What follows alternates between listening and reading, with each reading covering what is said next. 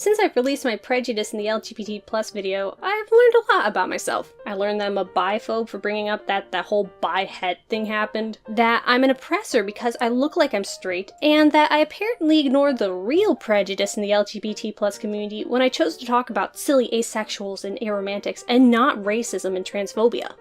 All of this came from the supposed hug box that is Tumblr. Strangest of all is that I was told that straight people not only are all oppressors of the LGBT plus identities, but they also benefit from the oppression because they have straight privilege. Technically speaking, straight privilege is a thing. When you're straight, you don't have to worry about being harmed or shunned by the ones you love for your sexuality. And because heterosexual is still considered the default in our society, you won't experience the confusion and fear that comes with expressing your sexuality in a world that wants you to be into someone else. But that doesn't mean a straight person is actively harmful to other identities or even benefits from the bigots who are. It's very troublesome how often I've heard that straight people are somehow the enemy of the LGBT+, that because of who they love, they are to be avoided or even despised, that they stand against everything the LGBT+ stands for. This should sound strikingly familiar since it's the same rhetoric we've heard from homophobes and other unsavory bigots for years. Just as being gay doesn't make you inherently immoral, being heterosexual does not make you a homophobe, biphobe, aphobe, transphobe, any other phobes you can think of.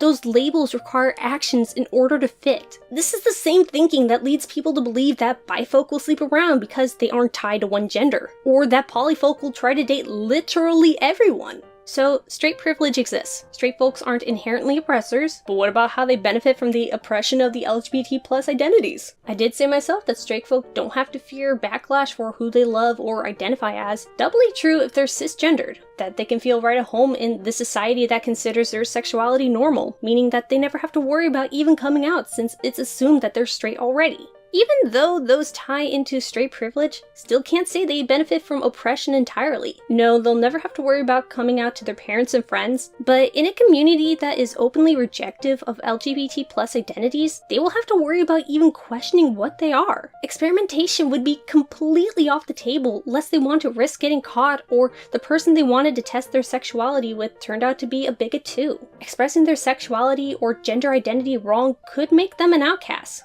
even if they're still cis-straight. Just looking different is cause for social isolation in these environments. Guys aren't allowed to have feminine hobbies and interests, and girls can only get away with being a tomboy to a certain extent before they're mistaken for a homophobic perversion of a lesbian. They aren't allowed to break the mold if they want to survive. Depending, close friends of the same sex wouldn't be allowed to be intimate or show physical affection as platonic as hugs without people giving dirty looks. Think of the bro hug. While technically a hug, it's short enough to not supposedly lose the image of masculinity and give a firm no homo vibe. Even certain professions are made off limits with such a strict perception of gender roles, and there are few things worse than being trapped in a job you despise for your entire life because the one that'd make you happy doesn't fit your gender. By expanding our understanding and acceptance of the spectrums of gender and sexual identities, even the straight folk win. Self-exploration is made possible. Even if after experimentation they determined that they are in fact heterosexual, they were able to question in the first place without fearing repercussions or shutting themselves down with internalized homophobia. By learning about the range of people who call themselves gay, slowly guys don't have to fear being called gay for not being traditionally manly or hugging their bestest bro for too long. Straight folk can look and dress how they like without being rejected for looking not heterosexual or not their birth-assigned gender. If the goal of the LGBT+ is to create a community that is accepting and a positive force towards normalizing identities once considered illnesses, then the us versus them framing needs to die.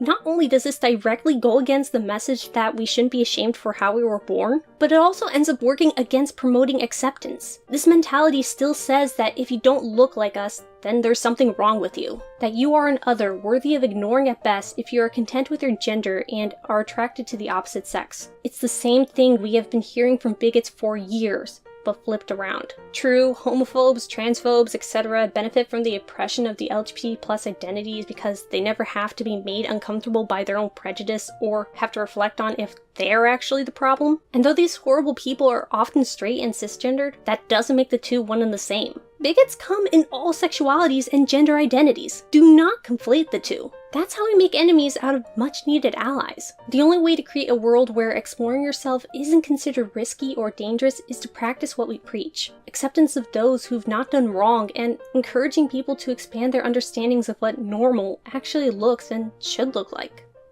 As you can see, I've got a new asexuality hat. It's for an upcoming video that I hope you guys will enjoy because I like the idea of it so far. I've also got a few buttons that my sister so kindly brought back from Ciderfest that I quite enjoy. If you like what you saw here and want to keep up with what I make, don't trust YouTube, instead follow this Discord invite link. There not only will you have access to my content stream and other works that I'm involved in, but you'll also have access to my NotAVampyre crypt where you can talk to me whenever you like, as long as I'm awake and online. You can also find me on Twitter at NotAVampyre. Thank you very much for consuming this video, and until next time.